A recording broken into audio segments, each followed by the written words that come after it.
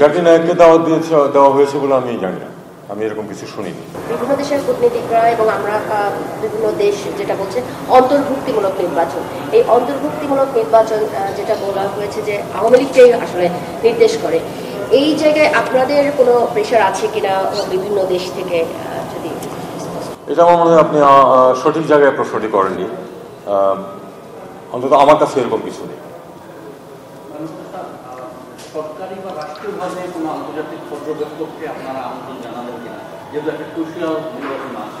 এটা পুরো ব্যাপারটাই কিন্তু ইলেকশন কমিশনের। আপনারা জানেন যে এক সময় ছিল যে বেশ অনেক আগে, আমি তখন ডেপুটি চিফ প্রোটোকল, যে নির্বাচন হয়েছিল সেখানে পর্যবেক্ষক থেকে পুরোপুরি কিন্তু সহায়তা দিয়েছিল পররাষ্ট্র মন্ত্রণালয়। এমনকি প্রত্যেক ডেলিগেশনের সাথে, ইম্পর্টেন্ট ডেলিগেশনের সাথে একজন করে অফিসার আমরা দিয়ে দিয়েছিলাম, যদিও তাদের দায়িত্ব ছিল এরকম যে তোমরা নিজে থেকে কিছু করবে না, যেই সহায়তা তারা চাবে সেটা দেওয়ার চেষ্টা করবে। কিন্তু সাবসিকুয়েন্টলি ইলেকশন কমিশন সিদ্ধান্ত নিয়েছে যে তারাই পর্যবেক্ষকদেরকে হ্যান্ডেল করবে, কাজেই পররাষ্ট্র মন্ত্রণালয় সরাসরি যেহেতু না, তাদের ভিসা টিসা দেওয়ার ব্যাপার থাকবে, সেটা তো আমরা দিয়ে দেবো, কোনো সমস্যা নেই। বাকিটুকু কি হবে না হবে সেটা কিন্তু আপনাদেরকে জেনে নিতে হবে নির্বাচন কমিশন থেকে। স্যার, জাতিসংঘের নতুন আরসিকে আমরা অ্যাগ্রিমো অ্যাপ্রুভ করছি কিনা এটা একটা জায়গা, এবং দ্বিতীয়ত যে একজন ইসলামী বক্তা জাকির নায়েক, উনি নাকি রাষ্ট্রীয় আমন্ত্রণে বাংলাদেশ সফরে আসছেন এবং বিভিন্ন জেলায় ঘুরে ওনার কর্মসূচি পালন করবেন। জাকির নায়েককে দেওয়া হয়েছে বলে আমি জানি না, আমি এরকম কিছু শুনিনি, আপনার কাছে প্রথম শুনলাম।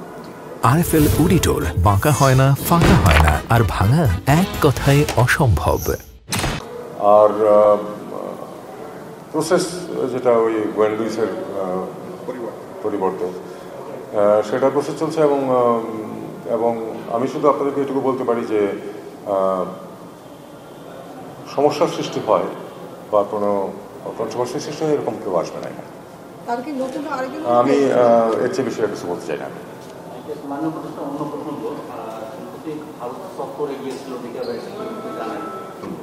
ভারতীয় পররাষ্ট্র সচিব বলছিলেন যে শেখ হাসিনাকে ফেরত পাঠানোর বিষয়টি আইনি দিক তারা পরীক্ষা নিরীক্ষা শুরু করেছে। আপনাদের কিছু জানিয়েছে কিনা তারা? আমাদের তো আইনি দিক যেটুকু আছে সেটুকু আমরা পালন করেছি, এবং কোর্টের নির্দেশেই আমরা চেয়েছি তাকে ফেরত পাঠানো। তারা দেখতে থাকুক, তারা কোনো জবাব দেয়নি এখন পর্যন্ত, তারা তাদের দিক থেকে দেখতে থাকুক। কিন্তু আপনারা যারা গিয়েছিলেন তাদের ব্যাপারে আমার একটা অবজারভেশন আছে, সেটা যেহেতু আপনি এই প্রসঙ্গ তুললেন কাজে আমি বলছি, না হলে আমি হয়তো বলতাম না। ভারতের পররাষ্ট্র সচিব আপনাদের মুখে একটি প্রশ্ন তুলে দিয়েছিলেন, আপনারা সেই প্রশ্নটা করেননি কেউ। ভারতের পররাষ্ট্র সচিব বলেছিলেন যে অন্তর্ভুক্তিমূলক ট্রান্সপারেন্ট ইত্যাদি নির্বাচন তারা চান ইত্যাদি। আপনাদের মুখে প্রশ্নটা তুলে দেওয়া হয়েছিল যে আপনারা এই কথা গত 15 বছর বলেননি কেন, আগের নির্বাচনগুলি কি আপনাদের এই ফর্মুলা অনুযায়ী সঠিক ছিল?